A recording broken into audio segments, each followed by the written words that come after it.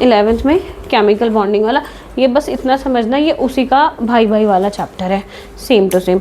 डाल लो heading coordination compounds. पहले तो मीनिंग समझाऊंगी, कोऑर्डिनेशन कंपाउंड होता क्या है।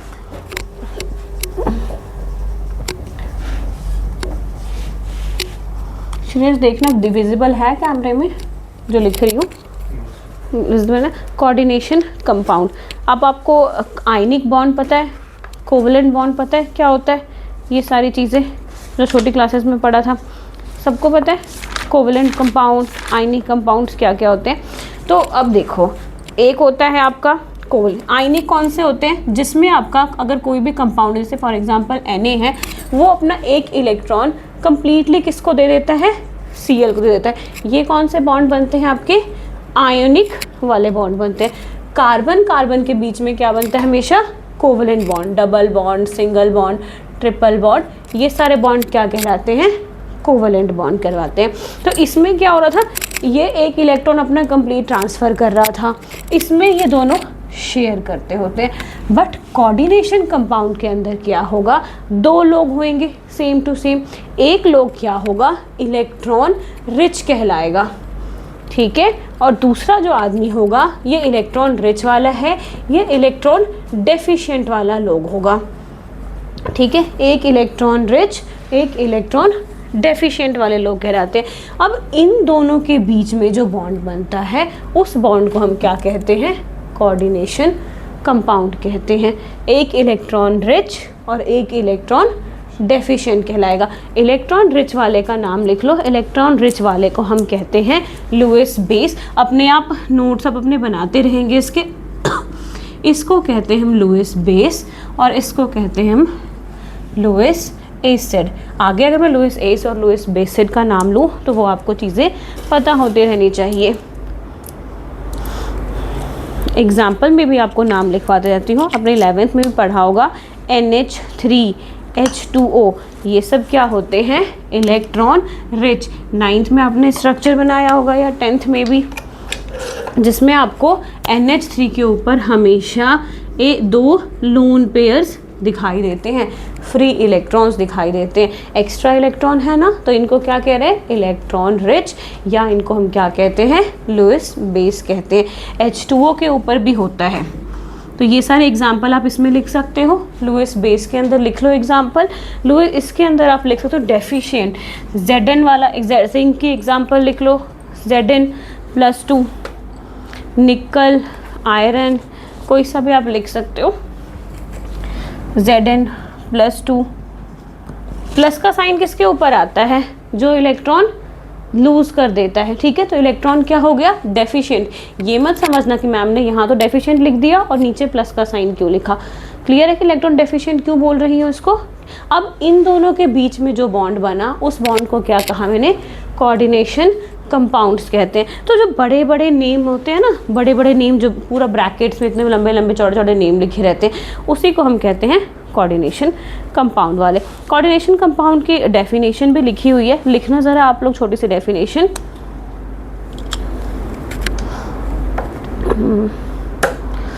लिखवाओ, स्टार्ट करो। Complex compound in which metal atoms are bound, complex compound in which metal atoms are bound, अब सब समझाऊंगी। metal atoms are bound to a number of anions, are bound to a number of anions or neutral molecules, to a number of anions or neutral molecules by sharing electrons, by sharing electrons. Such compounds are known as coordination compounds. Such compounds are known as coordination compounds.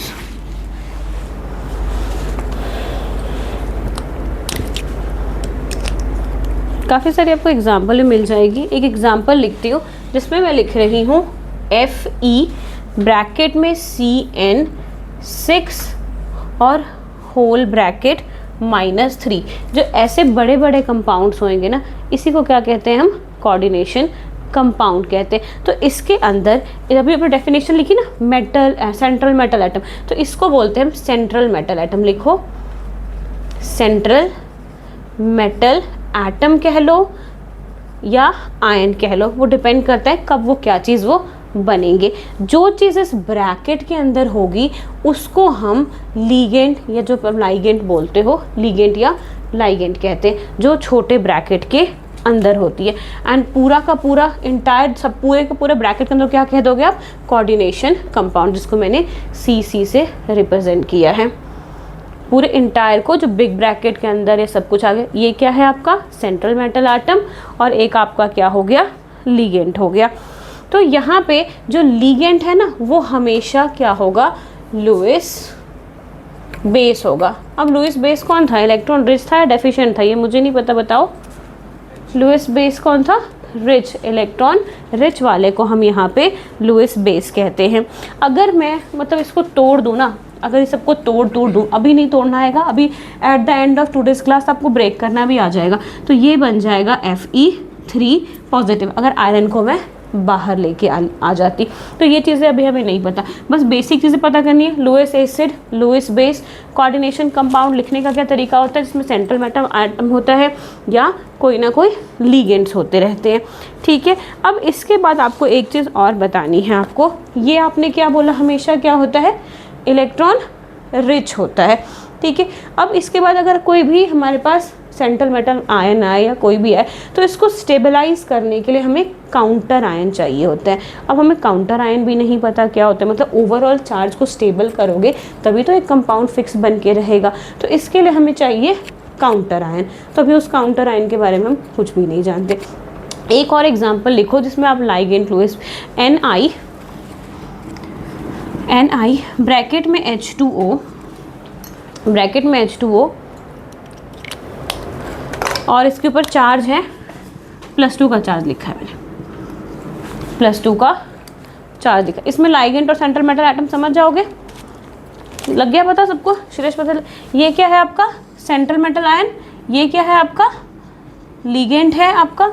अगर अब इसके साथ कुछ मैं SO4, ये तो समझते हो ना आयंस वगैरह होते हैं, SO4 CO4 कुछ ऐसा लिख के दिया होता है मैंने, SO4 कुछ भी, तो इसको क्या कहते हैं, ये चार्ज है जो पूरे के पूरे को बैलेंस करता होता है, ठीक है। यही चार्ज होता है। अगर कुछ ऐसा लिखा हुआ हो, ऐसे SO4 टू नेगेटिव, कब ब्रैकेट के बाहर लिखा हो, तो आप ब्रैकेट में कहीं भी कोने बना के लिख सकते हो, this charge helps to stable the overall आपका जो कॉम्प्लेक्स या कंपाउंड होता है, ठीक है। यही वाला चार्ज लगा से पता क्या होगा, ये चार्ज आपका पूरा का पूरा जो कोऑर्डिनेशन कंपाउंड होगा उसको स्टेबल करने में हेल्प करता है। तो 12th में हमें इसके बारे में पढ़ना नहीं है, बट NCERT में एक लाइन में इसके बारे में बता रखा है कि जो आपके पास कौन सा चार्ज होगा, बिल्कुल काउंटर आयन, इसको कहते हैं, इस आयन होता है ना हमेशा +2, इसको कहते हैं काउंटर आयन है।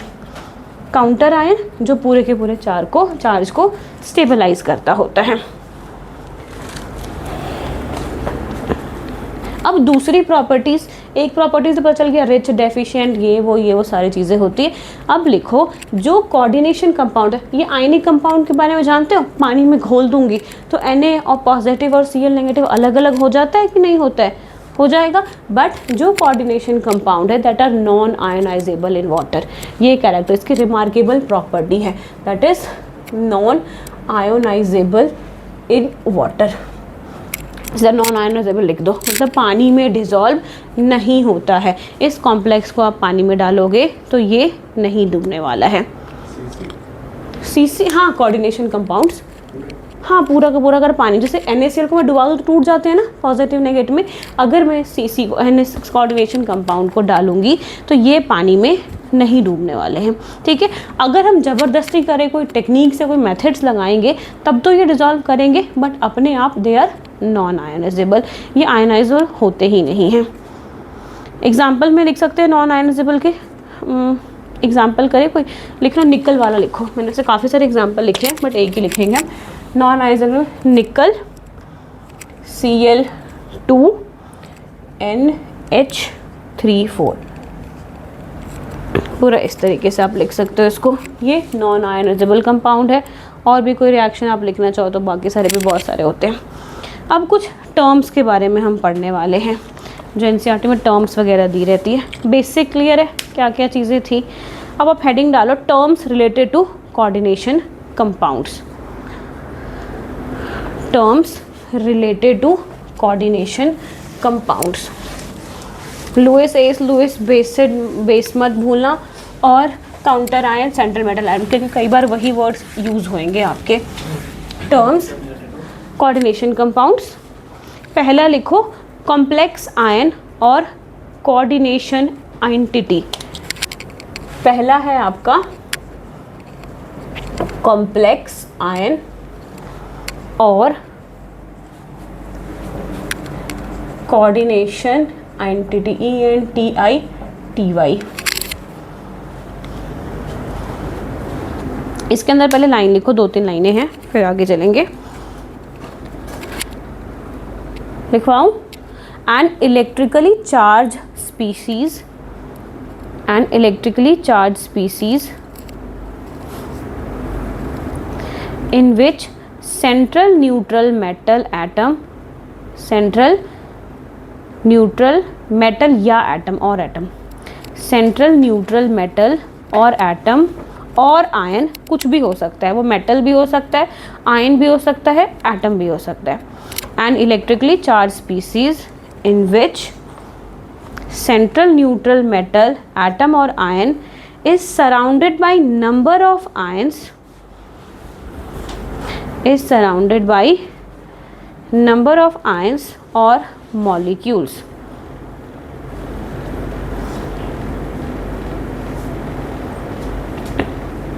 कॉम्प्लेक्स मॉलिक्यूल्स लिख लिया ये आप लोगों ने। अब इतनी बड़ी लाइन का मतलब ये है, हेडिंग क्या पढ़ी आपने? कॉम्प्लेक्स आयन क्या हो गए, या तो कोऑर्डिनेशन एंटिटी का हो गए।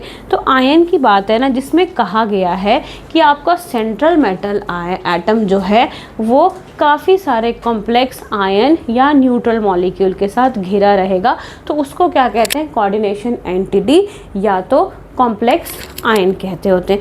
ये फर्दर 2 टाइप के होंगे, या तो कैटायन बनाएंगे या कुछ। पहले वाला हम बनाते हैं कैटायन बनाते हैं, पहले समझा देती हूँ फिर लिखूंगी, ठीक है। आयन ही बनाना है ना, तो आयन भी पॉजिटिव नेगेटिव दोनों फॉर्म के हो सकते हैं। तो पहला हम क्या बनाने हैं? कैटायन। तो कैटायन के ऊपर कौन सा चार्ज होता है, जल्दी बताइए। ओवरऑल दे कैरी, जल्दी बोल दो तुम लोग। हाँ, तो फिर कैटायन क्यों लगे? Overall they carry positive charge. बताया था एनायन हमेशा छोड़ 9 से पढ़ाती हूँ। अनायन का मतलब अ नेगेटिव आयन, ठीक है, अ नेगेटिव आयन। तो कैटायन क्या हो जाएगा? ऑलवेज पॉजिटिव होगा। तो कैटायन एंटिटी या कैटायन कॉम्प्लेक्स एंटिटी क्या होगा? जो पूरा रिएक्शन कुछ भी लिखूंगी वो हमेशा क्या करेगा? पॉजिटिव चार्ज को कैरी कर रहा होगा। तो इसके अंदर एग्जाम्पल लिखा है मैंने, प्लैटिनम वाला लिखा है जो एनसीईआरटी में है ना, वही उठा के लेके आई हूँ। NH3 अब इसको समझाऊंगी। 2 पॉजिटिव, ये कौन सा है? सेंट्रल मेटल आयन, और ये क्या है? लीगेंड। इसके ऊपर आप देख रहे हो ओवरऑल कौन सा चार्ज दिख रहा है आपको? Positive charge. तो इसको मैं क्या कहूँगी? कैटायन कॉम्प्लेक्स आयन या कैटायन कोऑर्डिनेशन एंटिटी। जो आप जो बड़ा बड़ा लिखा हुआ देखोगे, कुछ भी ओवरऑल चार्ज देख के आप समझ जाओगे क्या है, ये कैटायन वाला का एग्जाम्पल दे रखा है या एनायन वाले का। लगा पता सबको? 1-2 एग्जाम्पल और लिख लो। अब न्यूट्रल, बीच में न्यूट्रल भी कहा था ना, तो ये क्या है? ये पॉजिटिव है या नेगेटिव है? पॉजिटिव होता है, ये पॉजिटिव होता है। न्यूट्रल वाले में लिखो निकल H2O। H2O पानी पीते हो आप लोग? कोई चार्ज होता है?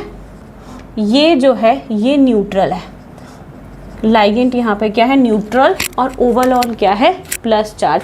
तभी डेफिनेशन में बोला गया या तो वो किस सेंट्रल मेटल एटम किसके साथ कनेक्ट हो सकता है? आयन के साथ, न्यूट्रल के साथ, किसी के साथ भी वो जुड़ सकता है। ये सेंट्रल मेटल एटम था आपका। कुछ पूछना है? मुझे लग रहा है पूछो, ठीक है। ऐसा हो सकता है। अब ना कई बार बहुत रेयर केस में सब पे आपको क्या मिलेगा? चार्ज देखने को मिलेगा, बट कुछ कुछ ऐसे जो होते हैं जो न्यूट्रल नेचर के भी होते हैं, उनके ऊपर कोई एक्सेप्शन है, न्यूट्रल नेचर के होते हैं जहाँ पे ना तो पॉजिटिव होगा ना ही नेगेटिव होने वाला है। तो एक ही एग्जांपल एनसीईआरटी में लिखी है, वो भी आप इसको लर्न करेंगे, निकल Cl2H2O। अब ये चार्ज आपको निकालना भी पड़ेगा कि किस तरीके से, अभी आगे बताऊंगी। निकल क्या होता है, निकल भी +2 का चार्ज होता है, ये निकालना सिखाना है। ये -2 होता है क्लोरीन पे, दो एक पे एक नेगेटिव, क्लोरीन का पता है ना 287 होता है, -1 तो 2 था तो 2 नेगेटिव कर दिया, तो ये दोनों कट जाते हैं और पानी बेचारा तो वैसे ही न्यूट्रल था, पीछे पड़ के आए हो, तो इसके ऊपर ओवरऑल क्या हो जाता है, कोई भी चार्ज नहीं आ रहा होता है, जिसकी वजह से कुछ कोऑर्डिनेशन एंटिटी को हम क्या कहते हैं, न्यूट्रल भी होते हैं, एक्सेप्शन केसेस में होते हैं, नहीं तो +2 का चार्ज +4 +6 के चार्ज उसके ऊपर आते रहते हैं। ठीक है, तो अब पहले वाले में जो अपन डेफिनेशन लिखी उसके में पहला हेडिंग ये बना लो कैटायन वाला, कैटायन के आगे लिख लो overall they carry positive charge, और 2-3 एग्जाम्पल्स उसके लिख दो। फिर एनायन वाला करेंगे हम अभी।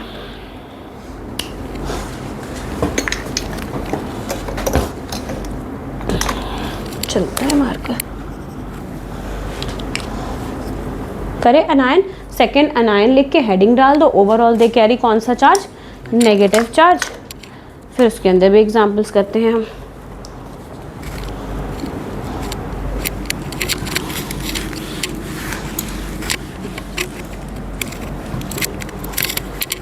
यहाँ पे एनायन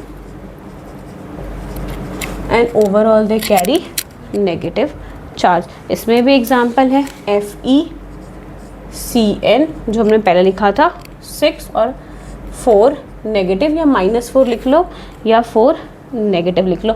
अभी आगे इसी चैप्टर में बताएंगे आयरन के ऊपर कितना होता है, +2 का हो सकता है या +2, सुना ही होगा फेरिक या फेरस वाला जो हम कहते होते हैं, +2 हो सकता है +3 हो सकता है।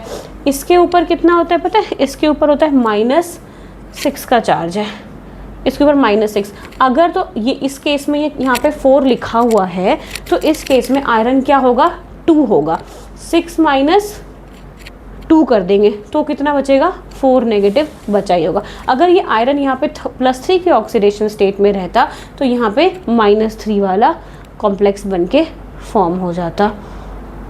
अब बहुत बेकार तो नहीं है, इसमें चार्ज कैलकुलेट करना है, 2-3 डेफिनेशंस के बाद आप चार्ज निकाल के दिखाओगे मुझे कि कितना कितना निकलता है।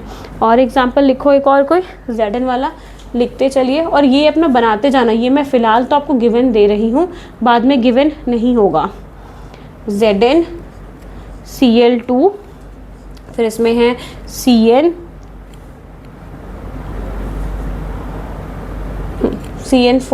फिर उसके बाद होल ब्रैकेट -4, इसका -1 होता है, इसका +2 होता है, और क्लोरीन का हमें पता ही है कितना होता है, -2। तो ओवरऑल चार्ज बन जाएगा -4 लग रहा है। क्लोरीन का कितना होता है वैसे, -1 कितना हो जाएगा, -2 हो जाएगा, -2 हो जाएगा। ये दोनों क्या होगा, कट गया। Cn का -1 होता है 1 का, पर है कितने, ये 4 है, तो कितना आ जाएगा ओवरऑल चार्ज, -4 आ जाएगा। ठीक है सबको, चलिए फिर आगे। अब नोट कर लो, इसमें भी कुछ न्यूट्रल कॉम्प्लेक्सेस हैं, जैसे कि आपने पीछे में लिखा, नोट करके बना के लिखना, ये सब इंपॉर्टेंट चीज़ें हैं, ऊपर वाला तो भूल भी जाओ। निकल Cl2 जितना पीछे आपने लिखा है, Cl2NH3 वाला, और है आपका FeBr3H2O होल थ्राइस। ये सब हमारे न्यूट्रल कॉम्प्लेक्स हैं, इनको हम बोलते हैं न्यूट्रल कॉम्प्लेक्स। अब आप जितने भी कंपाउंड एनसीईआरटी में या किसी भी बुक में पढ़ोगे ना, उस पे आप ये चीज़ नोटिस करोगे कि आपको 4, 6 और 2 वाले ही चार्ज आपको पढ़ने को मिलेंगे। ठीक है, 4, 6 और 2 वाले, मोस्टली 4, 4, इससे पहले वाले में 2, 2 था, किसी में 6 आ जाएगा आपका, तो ये ट्वेल्थ में आपको यही चार्ज मिलेंगे, मतलब इससे ज़्यादा चार्जेस भी होते हैं, बट ट्वेल्थ में आपका 246 ही मैक्सिमम चार्ज आएगा। और जब क्वेश्चंस देंगे ऐसे क्वेश्चंस और बोलूँगी कि मुझे ये चार्ज निकाल के बताओ, तो उस केस में भी आपके पास 246 वाले ही कोई ना कोई चार्जेस वगैरह आ रहे होंगे। अब पहली हेडिंग डाली थी ना, अब सेकेंड हेडिंग डालो, सेंट्रल मेटल और आयन। सेंट्रल मेटल और आयन, सेंट्रल मेटल और आयन डाल दिया हेडिंग। इसके अंदर लिखो ट्रांजिशन और इनर ट्रांजिशन एलिमेंट। ट्रांजिशन और इनर ट्रांजिशन एलिमेंट पढ़ा है। ट्रांजिशन और इनर ट्रांजिशन कहाँ पढ़ा है? डी ब्लॉक में। डी ब्लॉक में ट्रांजिशन होते हैं, एफ ब्लॉक को इनर ट्रांजिशन एलिमेंट कहते हैं हम। तभी पहले उधर वाले चैप्टर पे ले गई थी मैं। ट्रांजिशन और inner transition elements takes place in central metal ion. मतलब हिंदी में बोलना चाहूँ तो जो सेंट्रल मेटल आयन एटम जो होते हैं ना, वो सिर्फ डी या एफ ब्लॉक के एलिमेंट होते हैं मोस्टली इसके अंदर। आपको तो याद होगा मैन, डी और एफ ब्लॉक के एलिमेंट जो सेंट्रल मेटल, जो ब्रैकेट के बाद एक वर्ड नहीं लिखा करती थी मैं, तो उस वर्ड के अंदर सिर्फ और सिर्फ maximum D and F block के एलिमेंट ही आपको देखने को मिलेंगे। सोडियम सोडियम ऐसा कुछ लिखा हुआ देखने को नहीं मिलेगा। वो सब इलेक्ट्रॉन रिच या डेफिशिएंट होते हैं, तो वो आपके लाइगेंड्स में मिल सकते हैं। लेकिन सेंट्रल मेटल एटम में क्या मिलेगा? सिर्फ और सिर्फ आपको ट्रांजिशन एलिमेंट्स। तो इसका मतलब क्या होते हैं? आप इसको लिख सकते हैं और इलेक्ट्रॉन डेफिशिएंट और लुईस एसिड कहते हैं, और लुईस एसिड। क्लियर है? इसमें ज़्यादा कुछ हम नहीं करेंगे। थर्ड पॉइंट लिखेंगे लिगेंड। निकल वैसे कहाँ पे होता है? निकल 28 पे होता है ना, 28 पे निकल। तो अभी पीछे कितने एग्जाम्पल लिखे जिसमें लिखा होगा आपने NiCl2 फिर NH3, कुछ ऐसे एग्जाम्पल्स किए हैं ना आपको, तभी एग्जाम्पल्स रिपीट नहीं करा रही। तो उसमें आपको सेंट्रल मेटल एटम देखना आता होगा। उस सेंट्रल मेटल एटम में आप देख सकते हो कि किसके एलिमेंट है? डी ब्लॉक के या तो एफ ब्लॉक के एलिमेंट्स ही हमें मिलने वाले हैं। थर्ड लिखो हेडिंग लाइगेंड्स या लिगेंड्स कह लो। लिगेंड्स के आगे लिखो they are electron rich Lewis base which can donate electrons. They are electron rich Lewis base और who can donate electrons। जैसे भी आप सेंटेंस बनाना चाहो वैसे बना सकते हैं। जैसे कि एग्जाम्पल में पानी H2O लिखोगे आप, Cl-2 लिख दोगे, Cl-1, और या तो कोई न्यूट्रल भी हो सकता है। तो लिगेंड्स क्या है? मैंने क्या बोला? Lewis base. लुईस बेस का मतलब दे आर इलेक्ट्रॉन रिच, ये इलेक्ट्रॉन रिच वाले आदमी हैं। तो पता है इस केस में ना ऐसा एग्जाम्पल समझ लो ना, जैसे कोई कहते हैं ना भीख मांगने वाला काम करते होते हैं, तो इसमें ऐसा है। तो जो एक्स और वाई है ना, एक इलेक्ट्रॉन रिच वाला भाई है, एक पुअर वाले होते हैं। तो इसमें ना शेयरिंग या ऐसा कुछ भी नहीं होता। तो इलेक्ट्रॉन रिच वाले ना समझो दान में दे रहे होते हैं ना, कुछ एहसान करके। तो ये इलेक्ट्रॉन का नेचर ऐसा होता है कि इसको थोड़े से दे रहे होते हैं इलेक्ट्रॉन, कि तू भी ले ले और तू भी स्टेबल हो जाए। ये इसीलिए देते हैं क्योंकि ये अपने आप में इलेक्ट्रॉन रिच कहलाते होते हैं, ये इसलिए दे रहे होते हैं, नहीं तो इनको देने से कोई मतलब नहीं होता। तो लाइगेंड्स का नेचर हमेशा क्या होगा? दे आर लुईस बेस और वो इलेक्ट्रॉन रिच होंगे। अब एक और चीज़ आप दिमाग में लेके आओ, जब पीछे पढ़ाया मैंने आपको सेंट्रल मेटल एटम, ये क्या है? सेंट्रल मेटल एटम या सेंट्रल मेटल आयन था। ये इसको मैंने क्या लिखा है? They are Lewis acid. ठीक है, तो अगर मान लो कि अगर ये तो नेगेटिव था ही, ये तो बेचारा पुअर था ही, अगर ये भी पुअर होगा तो क्या कोई इंट्रैक्शन होगी उसके अंदर? नहीं होगी, जिसकी वजह से जो आपका लिगेंड है that must be always Lewis base, उसको लुईस बेस ही होना पड़ेगा एक कोऑर्डिनेशन कंपाउंड बनाने के लिए। क्या बोला मैंने? ठीक है श्रेयस, सो तो नहीं गए आप? लग रहा है थक गए हो आज। ठीक है, सेंट्रल मेटल एटम हमें पता है कि बेचारा क्या होता है? पुअर होता है, लुईस एसिड होता है। तो लाइगेंड को हमेशा इलेक्ट्रॉन रिच और पॉजिटिव होना पड़ेगा, न्यूट्रल बहुत कम हो सकते हैं, ना के बराबर होंगे। ठीक है, ना के बराबर न्यूट्रल होंगे। अगर न्यूट्रल होते हैं तो फिर इसके साथ वो कंबाइन नहीं हो पाएंगे। तो एग्जाम्पल लिख लो और नीचे अपना नोट बना के छोटा मोटा ये भी लिख सकते हो कि अगर सेंट्रल मेटल एटम या आयन को उसके साथ जुड़ना है या बनना है तो उसको क्या होना पड़ेगा, पॉजिटिव ही होना पड़ेगा। अगर पॉजिटिव नहीं होंगे तो वो जुड़ ही नहीं सकते हैं उसके साथ। इसको अपने नोट बना के आप छोटा सा लिख सकते हो।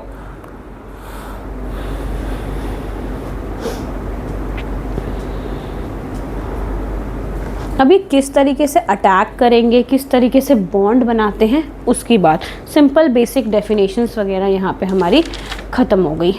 ठीक है,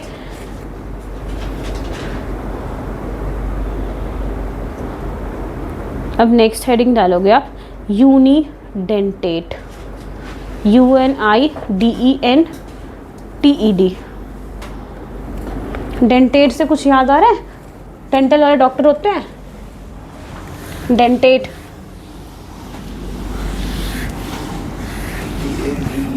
UNIDENTED। NCERT में भी देख लेते हैं स्पेलिंग।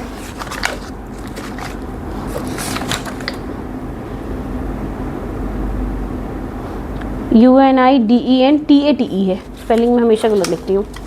DATE करेक्ट कर लिया, यूनिडेंटेट। अब यूनिडेंटेट में क्या होगा, डेंटेट का मतलब क्या होता है पहले ये बताओ। डेंटेट कुछ नहीं था, दांत से रिलेट कर सकते हो, टीथ। यूनिडेंटेट में तो क्या आ जाएगा आपका, मार्कर को तो बस यूनिट, इसका मतलब आप समझ लो टीथ। समझाने के लिए बोल रही हूँ, टीथ होता नहीं है, बस टीथ की बात करें, टीथ होता नहीं है। डेंटेट का मतलब टीथ, क्योंकि इसमें क्या होगा, जो सेंट्रल मेटल और लीगेंड थी वो एक दूसरे पे अटैक करने वाले, कि हाँ तू ले ले इलेक्ट्रॉन, बॉन्ड बना ले या कुछ भी कर ले। तो वैसे सिंगल, इसका मतलब क्या होगा, इसके आगे लिखो single, single attacking site. They have single attacking site. बाकी सबके एग्जाम्पल इकट्ठे दूंगी। सेकंड लिखो बाई या यूनिडेंटेट, बाई और डाई, डाई लिखा हुआ है, बाईडेंटेट, TATE स्पेलिंग सही लिखना। हैव टू अटैकिंग साइट, इनके मीनिंग भी सिखाती हूँ।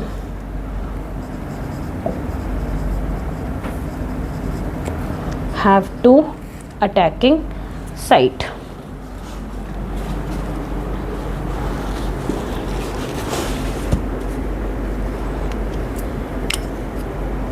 मार्कर वाली एग्जाम्पल से समझाऊँ, इससे समझाती हूँ। अब देखो कोई ऐसा मॉलिक्यूल होगा, जैसे ये मॉलिक्यूल है, ठीक है। अब इसको मैंने इधर से टिप, पेंसिल की टिप रख रखी है। अब मुझे आपको मारना है, तो मेरे पास क्या है, अटैकिंग साइट है, एक ही है, तो मैं एक ही साइड से इधर से अटैक कर सकती हूँ, नहीं कर सकती हूँ। तो ये कौन से मॉलिक्यूल हो जाएंगे, यूनिडेंटेट मॉलिक्यूल हो जाएंगे, जिसके पास सिंगल अटैकिंग साइट होंगे, ठीक है। अब डाई में, अब मैं इधर से भी पेंसिल शार्प कर ली, इधर से भी पेंसिल शार्प कर ली, दोनों साइड से पेंसिल शार्प कर ली, तो मेरे एक ही बार में कितने हो गए, 2, ठीक है। बट 2 हो गए, तो क्या मैं आपको दोनों साइड से एक ही बार मार सकती हूँ, नहीं मार सकती हूँ, ठीक है। मैं तभी भी उस, वैसे इसके पास अगर 2 साइड हुए पर ये अटैक एक बार में कहाँ से कर सकता है, एक ही साइड से, तो भी वो किस में काउंट हो जाएगा, यूनिडेंटेट के अंदर काउंट हो जाएगा। अब मेरे पास 2 हैं, ये देखो प्रॉपर 2 हो गए। अब मैं एक बार में दोनों से अटैक कर सकती हूँ आपके ऊपर। तो जब कोई भी लीगेंड मॉलिक्यूल या कोई भी चीज़ होगा जो एक बार में 2 जगह से अटैक कर सके सेंट्रल मेटल पे या लीगेंड के ऊपर, तो उसको हम क्या कहेंगे, बाई या पॉलीडेंटेट कह सकते होते हैं, ठीक है। पॉली तो मैनी हो जाएगा, बाई और डाई, बाई और डाई। पॉली में तो मैक्सिमम और ज़्यादा वाले आ जाएंगे। तो एग्जांपल करके देखते हैं। लोन पेयर किस में था, सबसे पहले NH2 में था, तो NH2 की बात करो, या क्लोरीन, सिंगल सिंगल करो, पहले क्लोरीन बनाते हैं, कोई भी बना लो, क्लोरीन बना लो या NH2 बना लो। कौन सा बनाया आप लोगों ने, कोई नहीं बनाया, रुके हुए हो। चलो क्लोरीन बनाते हैं। क्लोरीन के कितने होते हैं आउटर मोस्ट में, 1 2 3 4 5 6, और एक बेचारा क्या होता है, डेफिशिएंट, ठीक है। एक बेचारा डेफिशिएंट, मतलब 7 होते हैं ना एक जगह, तो उसके पास खाली पड़ी हुई रहती है। तो ये क्या हो जाता है हमारे पास, इसको हम क्या कहेंगे कि ये बन जाता है बेचारा अगर सेंट्रल मेटल एटम या आयन कुछ भी बन जाएगा हमारे पास। तो इस केस में कुछ नहीं समझ रहा, एक ही है इसके पास, एक ही साइड होएगी, ये एक ही साइड से अटैक कर सकता है। NH2 वाले में देखो उसमें कितने थे, 2 थे लोन पेयर, ऊपर 2 लोन पेयर होते हैं इसके अंदर NH2 वाले में। तो अब ये 2 लोन पेयर है, तो दोनों से अगर मैं ऐसा स्ट्रक्चर बना दूं, 2 लोन पेयर वाले, तो अब ये क्या करेंगे, इस टाइप को हम कहते हैं डाइडेंटेट। सेंट्रल मेटल के साथ कोई बन जाएगा, ये डाइडेंटेट बन जाते होते हैं। थोड़ा सा मुश्किल लग रहा होगा पर चैप्टर समझते समझते आ जाएगा। इसको लिखो, एक ही है तो इसके पास यूनिडेंटेट का एग्जाम्पल है, ये बाई या डाइडेंटेट का एग्जाम्पल कहलाता है।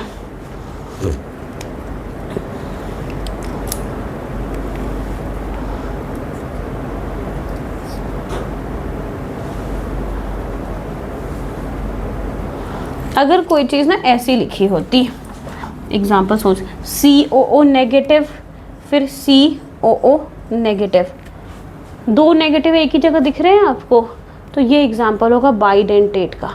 ये दोनों जगह से अटैक करेगा एक ही बार में, ठीक है।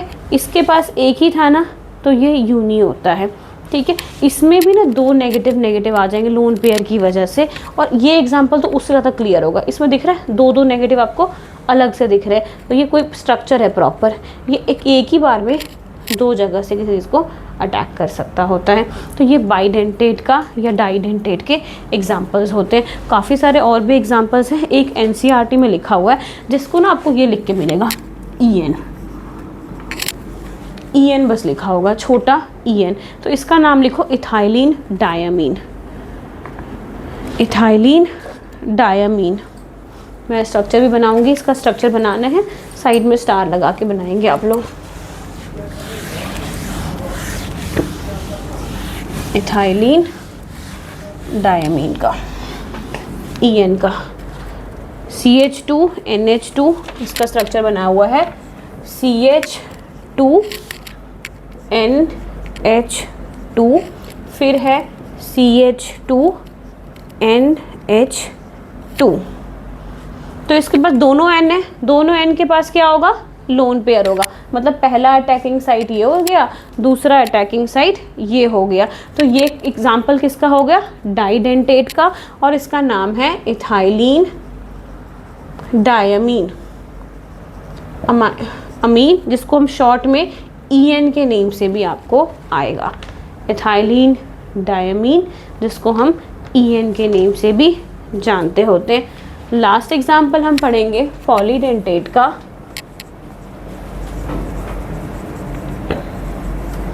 पॉलीडेंटेट जिसमें क्या होगा, 2 से भी ज़्यादा, have 2 or more attacking site, ये इंग्लिश आप खुद से बनाइए, have 2 or more attacking sites.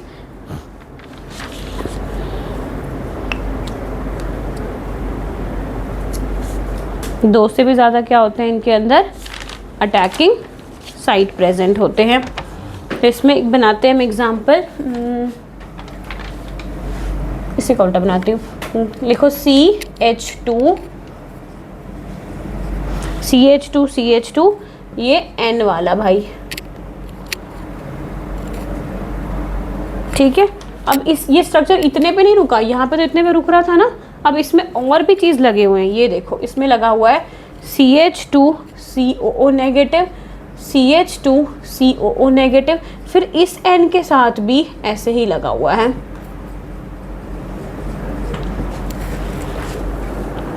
ये बड़ा सा स्ट्रक्चर है, इस स्ट्रक्चर का नाम भी बताती हूँ। ये सारे के सारे एग्जाम्पल आपके NCERT के बनाया। एक बार मैंने आपको पीछे बताया था कि ये 2 अटैकिंग साइड वाला हो गया, ये बताया था ना मैंने आपको। तो N वाले के पास तो अपना होता है, देखो इसके पास 1 2 3 4 5 6 अटैकिंग साइड है, तो इसको क्या बोलते हैं, पॉलीडेंटेट के नेम से जानते होते हैं। तो इसका नाम है EDTA। इसका फुल फॉर्म किसी को आता है, आपने 11th में भी पढ़ा होगा, ethylene diamine tetra acidic acid, आपको तो आना चाहिए, हम बायो में भी करते हैं हम, नहीं सुना? ठीक है, पूछो। हाँ हाँ, ये मतलब पूरा ये जो कोई केमिकल कंपाउंड NaCl बोलते हो ना, तो ये एक नाम है EDTA है। तो EDTA का स्ट्रक्चर है ये पूरा, जिसमें ये HH इतनी पूरी कॉम्प्लेक्स स्ट्रक्चर है, तो इसमें इतने सारे अटैकिंग साइट्स हैं। ठीक है, ये कंपाउंड का नाम EDTA है। EDTA बोल दो, या तो इसको इतने 6 है ना, तो 6 के लिए नॉमेनक्लेचर में क्या लिखते हैं? हेक्साडेंटेट भी बोलते हैं। 6 के लिए हेक्सा है तो हेक्साडेंटेट लिगेंड, हेक्साडेंटेट लिगेंड भी इसको हम बोलते होते हैं। अभी लाइगेंड की हमें 2 वैरायटी और पढ़नी है। लाइगेंड ही स्टार्ट किया था पूरा। लाइगेंड 4th लिखोगे एम्बीडेंट, AMBIDEN, ethylene diamine tetra acidic acid, ethylene diamine tetra acidic acid बना दिया। चलिए फिर अब इसमें लिखो, नेक्स्ट है आपका एम्बीडेंटेट लिगेंड्स। एम्बीडेंटेट्स लिगेंड्स, जब NCERT खोलोगे आपको लाइन बाय लाइन वहाँ पे सारी चीज़ें मिल जाएगी। पॉली हो गया। अब एम्बीडेंटेट के अंदर लिखो, इसको हम मोनोडेंटेट भी कहते हैं। मोनोडेंटेट। अब डिफरेंस बताऊंगी आपको। पहला मैंने क्या पढ़ाया था? यूनिडेंटेट पढ़ाया था ना। अब उसका और इसका डिफरेंस पहले तो खुद पहचानने की कोशिश करना, डिफरेंस होगा क्या। एम्बी हेडिंग लिख ली, लिखो दे आर मोनोडेंटेट। ये मोनो, ये क्या होते हैं?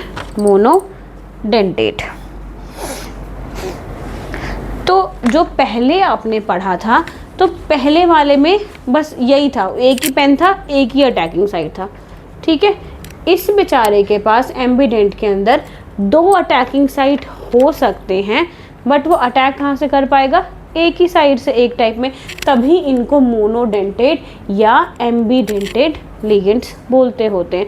उस वाले में होता ही एक था। ठीक है, यूनी वाले में सिर्फ एक ही अटैकिंग साइड। इसमें अटैकिंग साइड 2 हो सकती हैं, बट एक बार में एक से ही हम अटैक कर सकते होते हैं। तो इसी वजह से इनको हम क्या कहते हैं? मोनोडेंटेट कहते हैं। बना लो अपनी डेफिनेशन कोई छोटी सी खुद से ही। Have 2 attacking side but can attack with only 1 side at a time. Have 2 attacking side but they can attack with only 1 side at a time. पर डाइडेंटेट में क्या होता? डाई में दोनों एक ही बार में अटैक कर देते हैं। ठीक है, अब इसका एग्जांपल लिखो। CN नेगेटिव है और इसके साथ NC नेगेटिव है। ये कोई कंपाउंड है। अब इसमें से ना ये दोनों एक बार में अटैक नहीं कर पाएंगे।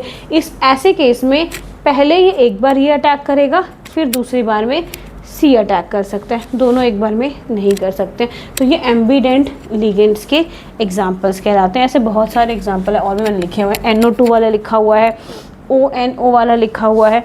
ठीक है, इसके पास काफ़ी अटैकिंग साइड है। ये दोनों एक ही नहीं है, मतलब C अलग है, N अलग है। इसमें C अलग है, N अलग। दोनों अटैकिंग के लिए कैपेबल होते हैं। N के पास भी लोन पेयर होता है और C भी इलेक्ट्रॉन डेफिशिएंट होता है। बट इसमें से पहले या तो N करेगा या C करेगा। इसमें भी पहले आपका O वाला करेगा या N करेगा, या इसमें भी सेम केसेस में वैसा चलेगा। अटैकिंग साइड है इनके पास, बट ये अटैक करने के लिए कैपेबल नहीं है। नेक्स्ट लिखो चिलेटिंग एजेंट्स।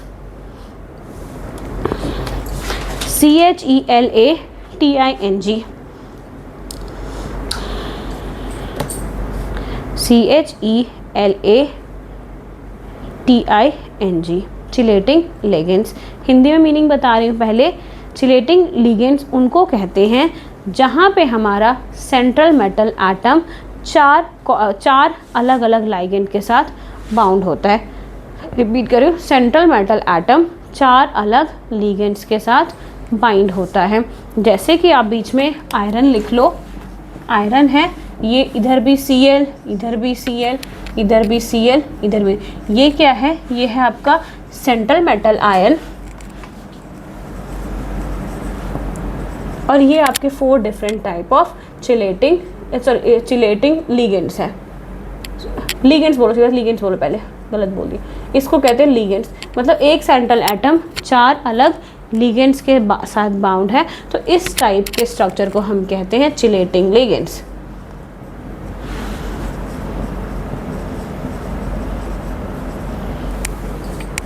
नहीं लिखना, मन कुछ बनाना नहीं सेंटेंस के, मैं बताऊं तब लिखोगे, बताओ लिखा कुछ? चिलेटिंग लिगेंड्स, क्लियर है? अब जो इसके साथ मोस्टली ये लिगेंड्स लगे हुए होते हैं ना, वो सेंट्रल मेटल पे क्या करेंगे, अटैक करने की कोशिश करते हैं। ठीक है, ये जो बीच में ये चारों साइड ये लगे हुए हैं, ये चारों के चारों क्या करने की कोशिश करते हैं, सेंट्रल मेटल वाले पे अटैक करने की कोशिश करते हैं कि किस तरीके से मैं इसको अटैक करूं। तो इसके लिए आपने अगर आयरन लिया, आपने EN याद है, इथाइलिन डायमीन, एक EN वो बड़ा सा स्ट्रक्चर बनाया था आपको, ये इस पर इस तरीके से अटैक करता है, रिंग स्ट्रक्चर सा फॉर्म, क्योंकि ये क्या होता है, डाइडेंटेट होता है, एक ही लगा हुआ, साइड में 2 ही लगे हुए हैं, पर वो अपने दोनों एंड से आयरन के ऊपर क्या कर रहा होता है, अटैक कर रहा होता है। तो ये वाला स्ट्रक्चर एक बार बनाओ, Fe वाला। थक गए मुझे लग रहा है सारे के साथ, रुक जाऊँ क्या, चलूँ अभी थोड़ा। EN आपने पीछे पढ़ा है, इथाइलिन डायमीन पीछे पढ़ के, इसके पास क्या होते हैं, 2 अटैकिंग साइट होते हैं। ठीक है, या तो इसको हेक्साडेंटेट के नाम से भी पीछे हम जानते हैं। तो ये इसमें तो 4 चाहिए, चारों मिलके अटैक कर, क्योंकि इसके पास एक ही होता है, क्लोरीन का एक ही डेफिशिएंसी दिखाई थी, तो इसमें 4 लगने की ज़रूरत ही नहीं पड़ रही है। ये 2 ही दोनों हाथ से अटैक कर रहे हैं, दोनों साइड से अटैक कर रहे हैं। डाइडेंटेट है, चिलेटिंग रिएजेंट है, जो मतलब सेंट्रल मेटल को घेर लेते हैं। सेंट्रल मेटल को जो घेरने वाले होते हैं वो हमेशा चिलेटिंग लाइगेंड्स होते हैं। तो ये लाइगेंड्स कैसा है, चिलेटिंग लाइगेंड्स है, जिसको पूरा को उसने, सेंट्रल मेटल को उसने क्या कर लिया, घेर लिया।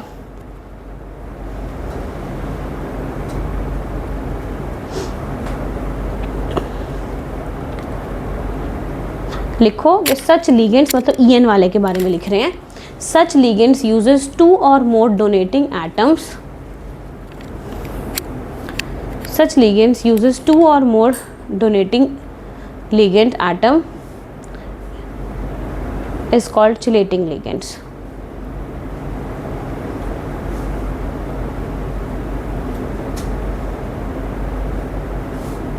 Chelating ligands, ये चीज़ समझ आई। अब आप ये भी सोच सकते हो थोड़ा, कोई 4 ही जरा सा क्या दिक्कत हो रहा था, 2 को 2 से क्यों लेना, हमें ऐसा क्यों करना होता है। तो अब मुझे एक सिनेरियो सोचती हूँ, चलिए अब हम उधार, अब आप 4 लाख रुपए लेके आओ, मैं बोलूँगी मुझे 4 लाख रुपए लेके आओ, पर आपको ये पता है कि आप वापस नहीं करने वाले हो उसको। ठीक है, मैं बोल रही हूँ पैसे उधार मांगने हैं और आपको पता है कि आप उसको वापस नहीं करोगे। तो अब मुझे बताओ, 4 लाख में से 1-1 लाख 4 लोगों से मांगोगे या 2-2 लाख 2 लोगों से मांगोगे, बताओ। चलो को बताओ क्या करोगे, शुरू करो एक एक करके। सुरेश पहले आप शुरू करते हैं। 2 लाख 2 से। आपका? और आपका? अब रीज़न इसके पीछे मुझे बताओगे आप लोग, तभी मैं समझाऊंगी आगे ऐसा क्यों। हाँ अच्छा, और आप लोग कूटने कौन आएगा, 4 लोग आते हैं वापस कूटने, इसमें तो 2 ही लोग से ले रहे हो, तो अगर बाद में अगर कुटाई भी पढ़नी है तो 2 से ही पढ़ने वाली है। तो ये सेंट्रल मेटल एटम भी वैसे ही होते हैं। ठीक है, इनको भी अपने पाई बॉन्ड वगैरह बनाने को पता है कि मैं बॉन्ड तो बनवा रहा हूँ पर मैं देने वाला तो हूँ नहीं। सेंट्रल मेटल एटम्स कैसे होते हैं, हमेशा पॉजिटिव होते हैं कि नेगेटिव होते हैं, ये बताओ, मैं तो भूल गई, अभी पढ़ाया आपको। सेंट्रल मेटल एटम क्या होते हैं, इलेक्ट्रॉन डेफिशिएंट या इलेक्ट्रॉन रिच। इलेक्ट्रॉन रिच होने लग गए पक्का कि डेफिशिएंट थे, मुझे नहीं आता, देखो पीछे पलटो ढूंढो करेक्ट करो मुझे, बताना तो पड़ेगा ही। भूल गए, मुझे भी नहीं आता, मुझे भी नहीं पता, मैं भी भूल गई। पक्का देख लो तो लिगेंड क्या, हाँ न्यूट्रल भी हो सकते हैं या तो कोई चार्ज भी कैरी कर सकते होते हैं, ठीक है। कॉम्प्लेक्स एंटिटी न्यूट्रल वाले में था। सेंट्रल मेटल जो बीच वाले थे लिगेंड्स, वो क्या होते हैं हमेशा इलेक्ट्रॉन रिच होते हैं, देते होते हैं, और ये वाले क्या होते हैं बेचारे, कम, ये लुईस एसिड होते हैं। तो ये बीच वाले ये कम होते हैं, मतलब इसके पास ये डेफिशिएंट होते हैं, याद रखना। ये डेफिशिएंट रिच वाले नहीं होते, central metal atom deficient. Ligands वाले तभी तो पॉजिटिव थे, देते रहते थे उनको कि चलो ले लो ले लो, तभी तो बेचारे मांग के ला रहे हैं ना, बॉन्ड बनाना है ना, तो 4 को नहीं मांग के ला रहा, 2 को ही मांग के ला रहा है, डेंटेट वाले को, कि तू ही ले, तू ही मुझे पीटना बाद में, क्योंकि इसको बॉन्ड तो वापस करना नहीं है इसमें। इसी वजह से वो 2 में डाइडेंटेट वगैरह को प्रेफर करते हैं, जिसमें इनकी जो बॉन्डिंग्स होती है, बॉन्डिंग का नाम लिख लो, ये पाई बॉन्ड बनाते होते हैं, ये पाई बॉन्ड बना रहे होते हैं इसके अंदर। एक बार मुझे टाइम बताएंगे फिर हम आगे स्टार्ट करते। हाँ कोई नहीं, बस चलो होमवर्क दे दूँगी एक टॉपिक समझा के थोड़ा सा, अभी या तो निकाल के ही चले जाना। लास्ट हेडिंग आज के लिए कोऑर्डिनेशन नंबर। अब निकालना, आपको निकालना है खुद से, अब मैं बताऊंगी और आपने निकालना सीखना है। कोऑर्डिनेशन नंबर,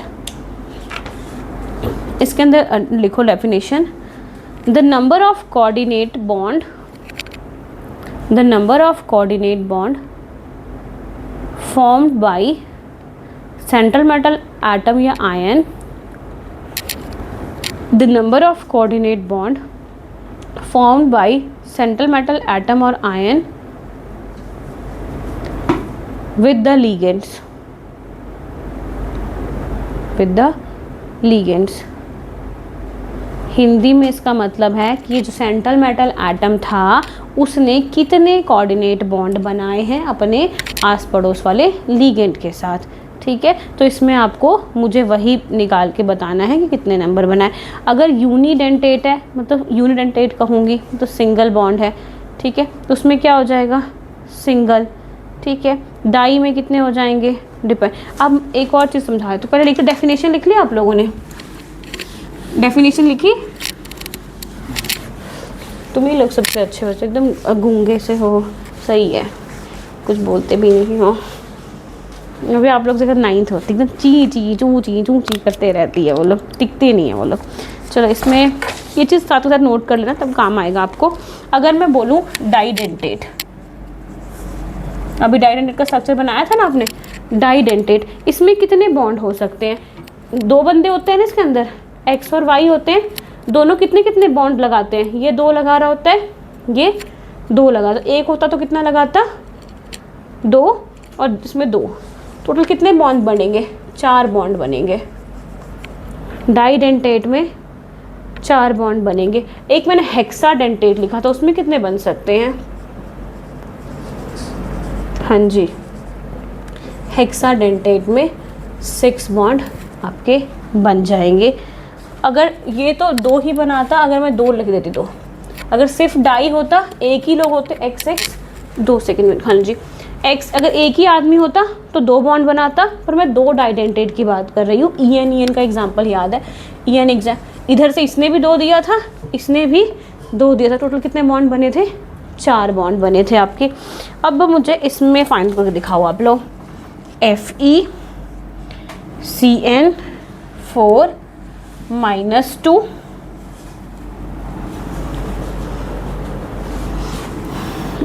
अब Cn का क्या होता है आपका, इसका चार्ज -1 होता है, ठीक है, इसका चार्ज कितना होता है, -1, तो ये कितनी बार लगा हुआ है, 4 बार लगा हुआ है, तो इसमें क्या हो जाएगा, इसका कोऑर्डिनेशन नंबर कितना हो जाएगा, 4 हो जाएगा, ठीक है।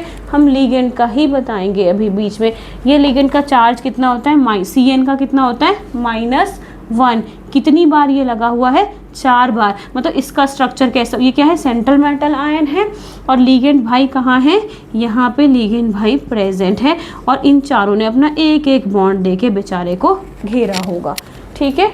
लगा पता? तो इसका कोऑर्डिनेशन नंबर कितना हो गया? 4 हो गया। फारसी तो नहीं बोलने लग गई मैं, बता दो। हो जाता है एक टाइम के बाद, सैचुरेट हो जाता है पूरा, उसका लगता है पता नहीं क्या बोलना शुरू कर दिया है। ठीक है कि नहीं है? सेंट्रल आयन में इन सब चीज़ों में कंफ्यूज नहीं होना कि क्या होता है। चलो EN वाला तो बहुत अच्छे से आ गया ना। एक एग्जांपल लिख के रखा है मैंने, ZnEn आपको पता है कितना वाला होता है? 3 और ये +2, इसका कोऑर्डिनेशन नंबर बताओगे मुझे? EN होता क्या है? बाइडेंटेट होता है या डाइडेंटेट होता है, क्या होता है आपको पता है? तो इसका कोऑर्डिनेशन नंबर बताओ। मतलब इस Z को इसने यहाँ पे 3 है तो कितने होगा? कॉपी में ज़रा लिखो।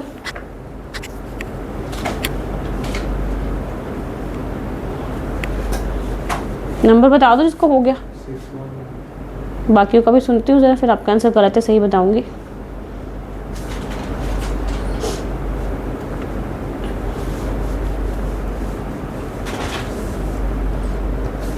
निकला? EN क्या था? सिर्फ डाई था, वो डाइडेंटेट का एग्जाम्पल था ना वो EN। तो बताओ।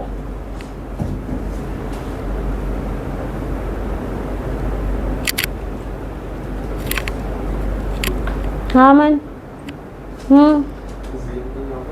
जिंक का तो सेंटर मेटल एटम है ना। देखो यहाँ पे भी ये बीच में था, यही अटैक करते होते हैं ना। जिंक का तो कुछ निकालना ही नहीं है।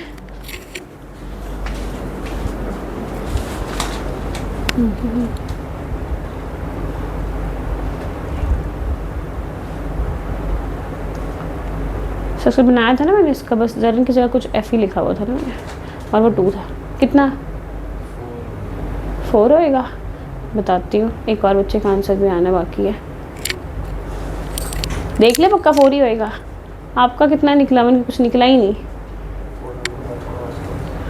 ठीक है, थोड़ा और। 6 आएगा। शिव आपको गलत क्यों हुआ? इसका होता कि ये है क्या? डाइडेंटेट है, एक बार में 2 जगह से अटैक कर सकता है, पर इसमें है कितने? ये 3 लगे हुए हैं। लगे मतलब फॉर्मूला ये 3 लगेगा ही लगेगा। तो एक बंदा 2 हाथ लगा रहा है तो 3 बंदे कितने लगाएंगे? 6। तो फिर गलत होना ही नहीं था ना। कोऑर्डिनेशन नंबर इसका कितना हो गया? 6 हो गया। ठीक है, नेक्स्ट क्लास में आपको ये +2 +3 जो होता है निकालना, ऑक्सीडेशन नंबर, वो सिखाऊंगी। तो उस क्लास में आपने एब्सेंट नहीं होना है। साथ के साथ समझ आया? नया चैप्टर था बिल्कुल नई क्लास में। पीछे बाकी दोनों को मुंह बनाना नहीं, आपके भी चैप्टर है ये।